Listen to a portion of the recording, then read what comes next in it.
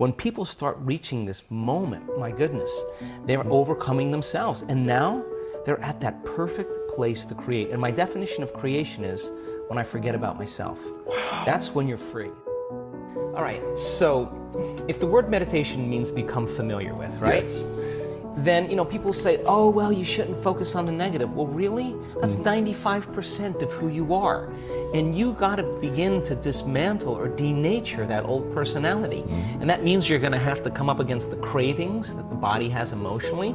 Like if it's 8 o'clock in the morning and you're doing your meditation, you're normally in traffic and you want to get angry and your body's going, hey, you're off schedule. So let me just find something that's mapped in the brain that I'll bring up a past experience why you can feel a little anger.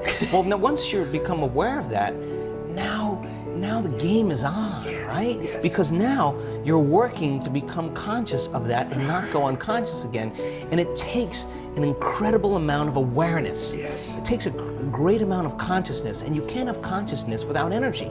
So you got to raise your energy in order to get to it. Otherwise, you're going to be consumed. Yes. You're going to return back, right? So if you start becoming familiar, so conscious of those unconscious thoughts, they would never slip by your mind unchecked by you. Now, that is when you really catch yourself, right? And the research shows that you can get better at this. You could actually sense the thought before it comes.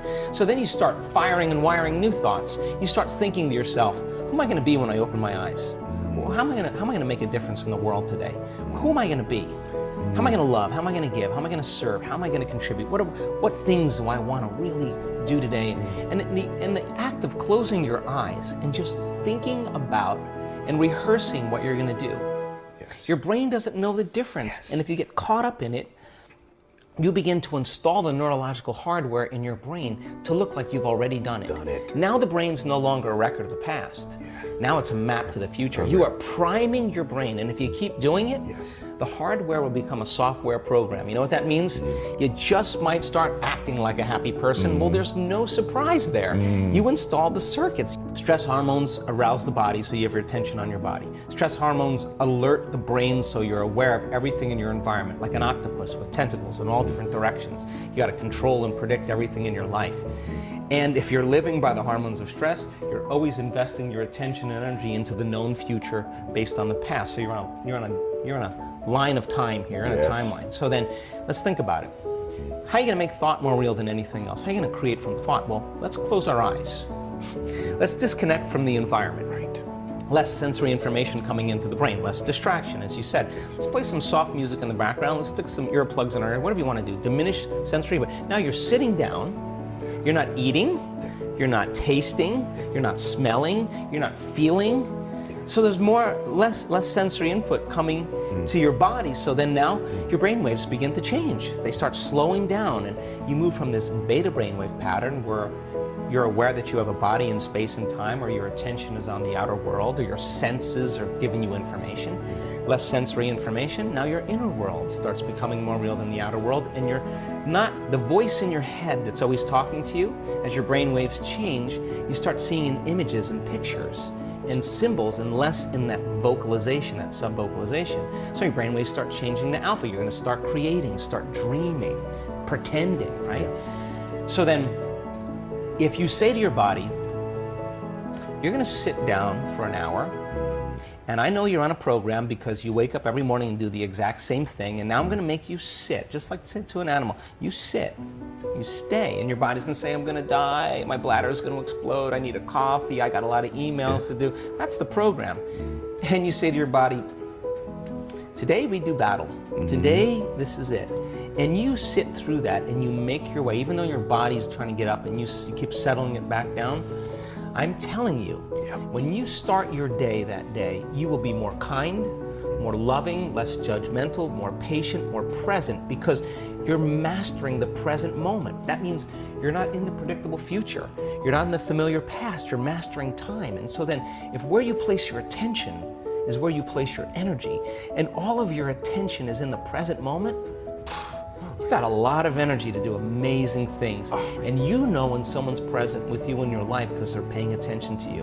And you know when they're not present with you because they're not paying attention to you. So the act of getting more present means you're putting a lot of energy in the present moment, and you're taking your power back from all these things and people in your life. So we teach people this. As they start breaking through and they start being able to unfold into this field as an awareness, and they're not putting their attention on their boss or their ex or their wife or their kids or their cell phone or their WhatsApp or their Facebook, they're not thinking at all. So then, as they're sensing the space, they can't think. And if you can't think, you can't analyze. And if you can't analyze, the analytical mind is what separates the conscious mind from the subconscious. Just open the door. Wow. And so now you can reprogram in there, right? So then, it's so important then that of the infinite places you can put your attention, let's put it on your heart. Now, where you place your attention is where you place your energy. Why? Because we want this center to bloom. 1,400, 1,300 different chemicals that restore and regenerate the body. Let's breathe, let's open this up, let's practice this. Let's start learn how to lead with our heart, a different consciousness. Yeah, in the beginning, it's a little difficult, but you stay with it and you practice it, petal by petal by petal, you're placing your attention there, you're putting your own life force back into your heart, you're turning your love inward, and the body will start responding. And in a week's time, if we're doing that 3 times a day or over and over again, sooner or later that thing's going to start blooming. And just like when your sexual organs are aroused and they're engorged with blood, this center, when you start feeling love, you make a chemical called oxytocin. Oxytocin signals nitric oxide. Nitric oxide signals a chemical called derived endothelial relaxing factor. You know what that is? It causes the arteries in your heart to literally open up.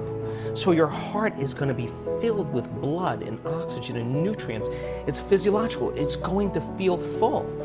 You're going to have a heart-on, in a sense. Your heart is going to fill, right? And when that happens, you experience a level of love that passes all understanding. Your cup runneth over. I mean, it is, and people they're sobbing because they realize that this center finally, like a child. So then back to your question, let's demystify meditation because it has so many stigmas around it. Close your eyes, retreat from your life, disconnect from your body, disconnect from your environment, disconnect from your schedule, and just give yourself an hour or 45 minutes or 20 minutes, because when you invest in yourself, you invest in your future. And when you believe in yourself, you believe in possibilities. And when you believe in possibilities, you believe in yourself. And if you don't believe in possibilities, then you don't believe in yourself. And you don't believe in yourself, you don't believe in possibilities. So then, but if you have a community, a living organism, where it's becoming the new normal, and you want to join that living organism, and you want to be a part of that, and every stride you make feeds the living organism. Every stride, every effort you make to connect is amazing, because that which we are seeking is seeking us. It's not like it matches our efforts. And so then when people have that uncompromising will, the same way that they go shopping for a dress or a pair of earrings or go to the gym and work out, with the same intensity, with the same passion, come up against themselves and just say, when the body's giving everything it has, it's when you say, that's all you got? That's it? That's all you're going to put out? I'm ready.